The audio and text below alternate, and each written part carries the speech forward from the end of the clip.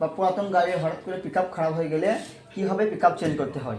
তা pick up change করার জন্য প্রথমে আপনাকে যে এলাঙ্কি বাক্স থাকে, সেই এলাঙ্কি বাক্স থেকে 1 নম্বর 2 নম্বর 3 4 5 নম্বর কিংবা 4 নম্বর এলাঙ্কিটা নিলেন। এলাঙ্কিটা নেওয়ার পর এখানে একটা নাট আছে, এখানে নাট আছে, এই দেখেন, দেখতে পাচ্ছেন আমি একটু পিছার দিয়ে ঘোরালাম, এই দেখেন এই নাটটা এইভাবে গিয়ে এখান থেকে খুলবেন এলাঙ্কি করে।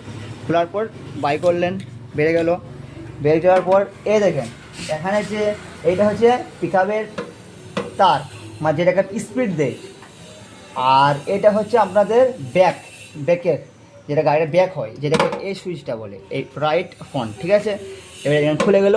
এবারে নতুন পিক আপ যেটা এক্সেলেটার, যেটা নতুন এক্সেলেটার এখানে ভরলেন। এখানে ভরার পর ভর দিলেন, ভরার পর এখানে আসবেন, এখানে দিয়ে এই দেখেন যেটা এক্সেলেটারের পিক আপের তার, এটা এখানে ভরে দিলেন। এই দেখেন এই লক আর ওই লক যেন মিলে যায়, সে ভালো হবে আপনার ভরতে, ভাঙবে না। ভরে দিলেন। আর এদিকে যে ব্যাকের আছে, ব্যাকটা ভরে দিলেন, ব্যাকটা ভরে দিলেন। ভরে দেওয়ার পর ভরে দেওয়া হয়ে গেল। ভরে দেওয়ার পর এখানে আবার এলাঙ্কিটা নিলেন।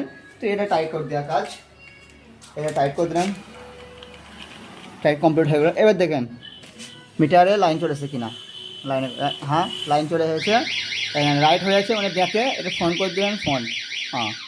ঠিক আছে, আমার লাইটটা এটা করেন, ঠিক আছে, কমপ্লিট। পিক আপ কীভাবে লাগানো হয় আজ শিখে দিলাম।